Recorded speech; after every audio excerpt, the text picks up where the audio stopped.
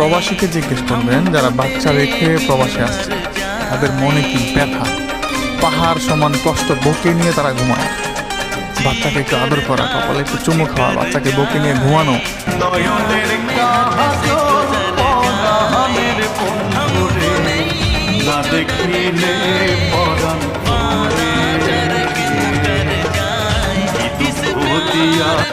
টাকার মেশিন হইলাম আমি প্রবাসে আসিয়া গো, টাকার মেশিন হইলাম আমি প্রবাসে আসিয়া।